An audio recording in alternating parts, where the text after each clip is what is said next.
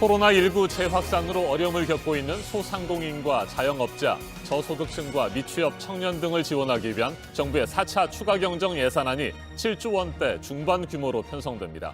선별 지원을 원칙으로 2차 긴급재난지원금의 지급 대상과 금액도 검토되고 있는데 오늘 세부적인 내용이 확정되고 내일 국회에 제출될 예정입니다. 만 13세 이상 모든 국민에게 2만 원씩의 통신비를 지원하는 방안은 확정됐습니다. 네, 전 국민에게 일괄적으로가 아니라 피해 계층에 선별적으로 하겠다는 게 이번 지원의 취지고요. 그런데 그 대상의 범위가 처음에 얘기가 됐던 것보다는 더 넓어지고 있습니다. 오늘 민생경제대책과 함께 최종적인 내용이 발표가 될 텐데요. 정부는 이번 지원이 추석 명절 전에 이루어지도록 하겠다는 계획입니다. 송지혜 기자가 보도합니다. 문재인 대통령과 여당 지도부는 청와대에서 간담회를 열고 4차 추경안을 논의했습니다. 이 자리에서 정부와 여당은 만 13세 이상 전 국민에게 한 차례 2만 원의 통신비를 지원하기로 확정했습니다. 통신사가 청구서에서 2만 원의 요금을 깎아주면 정부가 이를 보전해주는 방식입니다.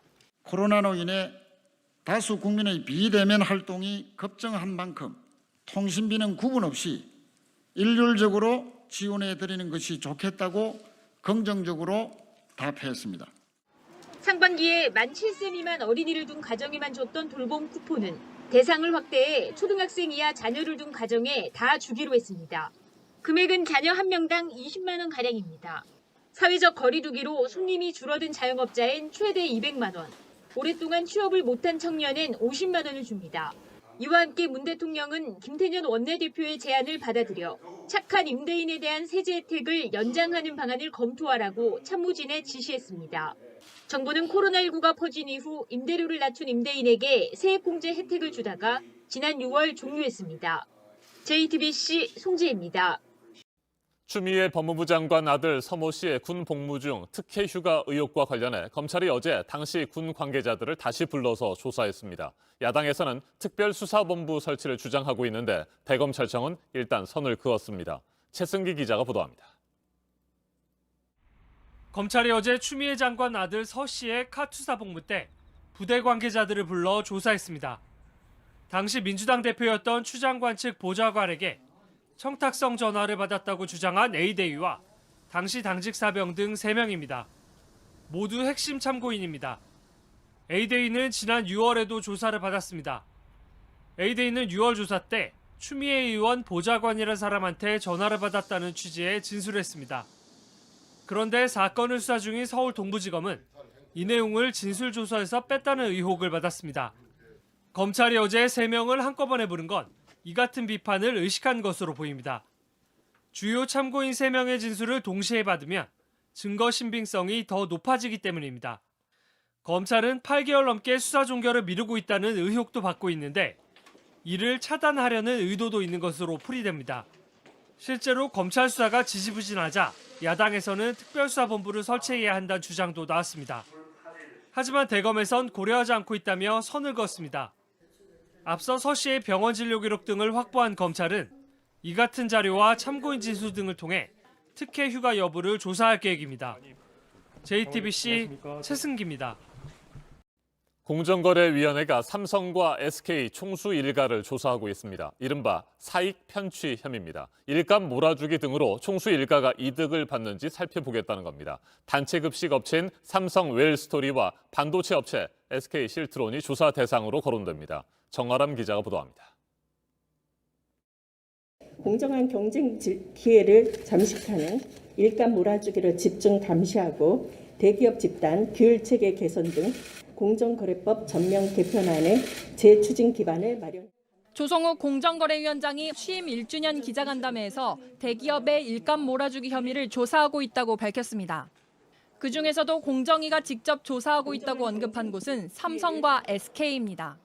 간담회에 배석한 공정위 관계자는 계속 심사하고 있다며 아직 혐의가 있다 없다고 확정되지 않은 상태라고 밝혔습니다. 공정위는 재작년 삼성그룹 계열사가 단체 급식 업체인 삼성 웰스토리에 일감을 몰아줬다는 혐의를 포착해 현장 조사에 나섰습니다.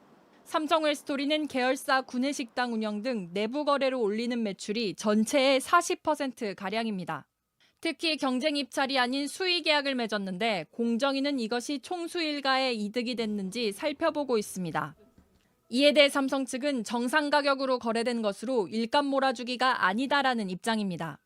SK그룹은 현재 SK실트론인 LG실트론을 인수하는 과정에서 최태원 회장에게 이익을 몰아줬는지를 조사받고 있습니다. SK그룹은 지분을 다 인수하지 않고 최태원 회장과 나눠서 인수했습니다. 이 때문에 SK실트론의 가치가 커지면 최 회장이 이익을 본다는 지적이 국회와 시민단체에서 나왔습니다. JTBC 정아람입니다. 지난 4.15 총선에서 무소속 윤상현 의원을 당선시키기 위해 선거에 불법 개입한 혐의를 받고 있는 윤 의원의 보좌관과 건설 현장 식당 이른바 한바의 브로커 아들이 오늘 새벽 구속됐습니다.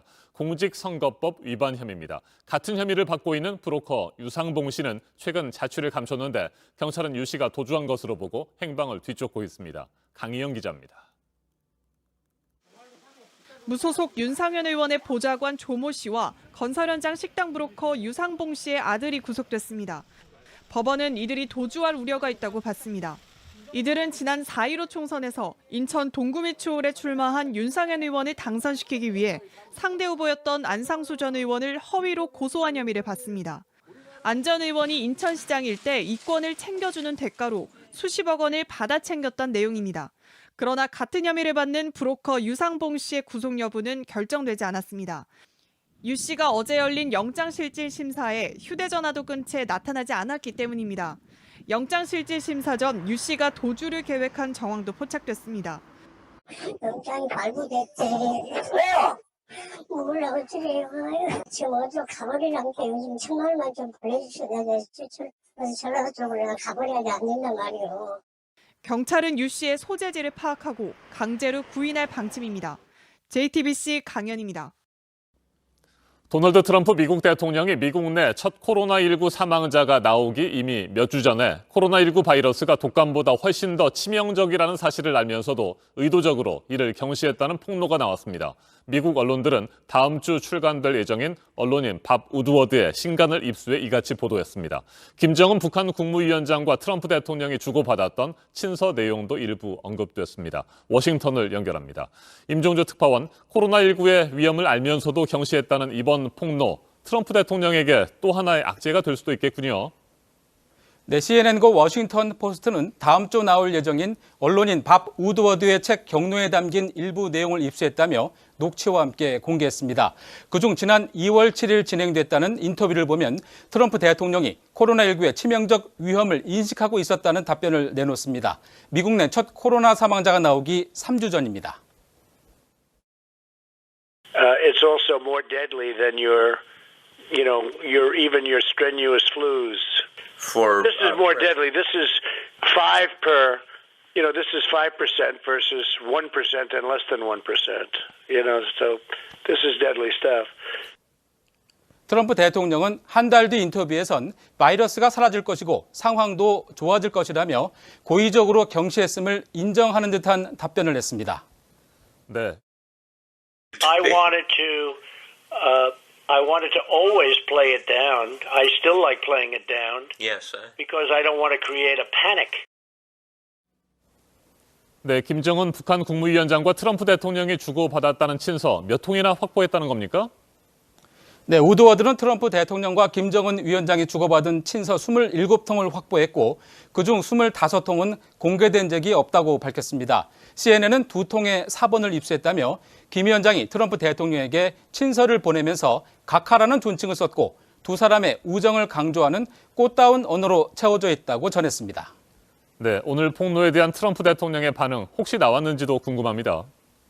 네, 트럼프 대통령이 반응을 내놨습니다. 트럼프 대통령은 공황 상태를 만드는 것을 원하지 않았다며 보도 내용을 부인하진 않았습니다. 그러면서도 다른 나라들과 비교해 대처를 잘했고 그것은 놀라운 일이었다며 자화자찬해오던 기존 입장을 굽히지 않았습니다. So I think if we didn't do what we did, we would have had millions of people die. We closed up our country. We closed it up very, very quickly, very effectively. 자, 그리고 조 바이든 민주당 대선 후보는 트럼프 대통령이 미국 국민들을 배신했다며 맹공을 퍼부었죠. 네, 바이든 후보는 미시간주를 방문한 자리에서 트럼프 대통령이 코로나19가 얼마나 치명적인지 알면서도 미국 국민을 속였다고 강도 높게 비난했습니다. He had the information. He knew how dangerous it was. And while this deadly disease ripped through our nation, he failed to do his job on purpose. It was a life and death betrayal of the American people. 네, 이 같은 상황에서 트럼프 대통령 자신이 노벨 평화상 후보로 다시 추천된 데 대해 한껏 고무된 모습을 보였다고요. 네, 그렇습니다. 트럼프 대통령은 노르웨이 의원이 자신을 노벨 평화상 후보로 추천했다는 보도를 잇따라 트윗에 올리고 또 이에 대해 감사하다는 뜻을 표했습니다. 앞서 백악관은 트럼프 대통령이 이스라엘과 아랍에미리트 간 평화 협약 체결에 기여했다며 노벨 평화상 수상을 주장했고 트럼프 대통령도 각별한 관심을 보여왔습니다. 끝으로 한 가지만 더 살펴보죠. 미군 중부사령부가 이라크 주둔 미군도 감축하겠다고 발표를 했죠. 네, 그렇습니다. 미군 중부사령부는 이라크 주둔 미군 5,200명을 3,000명 수준으로 줄이겠다고 발표했습니다. 독일 주둔 미군 감축과 아프간 주둔 미군 추가 감축 계획에 이은 조치입니다. 트럼프 대통령이 선거를 앞두고 지지층 결집을 위해 미군 철수 공약을 이행하는 것으로 해석됩니다. 주한 미군과 직접 관련은 없지만 트럼프 대통령이 재선 전략과 맞물린 것으로 보여서 주목되는 사안입니다. 지금까지 워싱턴에서 JTBC 임종주입니다.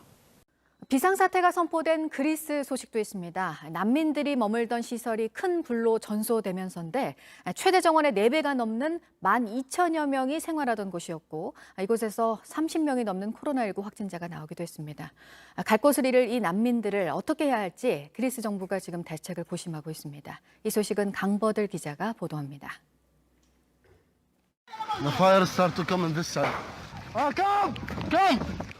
곳곳에 불길과 짙은 연기가 가득합니다. 아이들의 손을 잡고 보따리를 든 사람들이 황급히 빠져나갈 길을 찾습니다. 현지 시간 9일 0시 무렵부터 그리스 레스보스 섬 난민 캠프 모리아에서 여러 건의 화재가 이어졌습니다.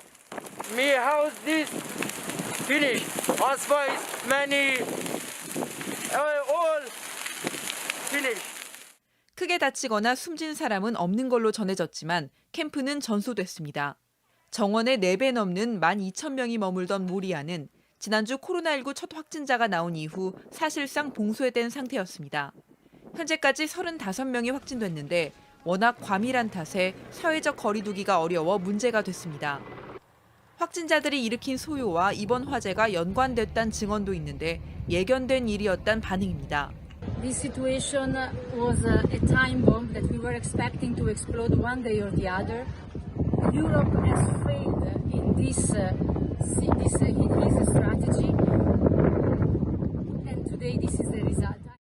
그리스 정부는 비상사태를 선포했습니다.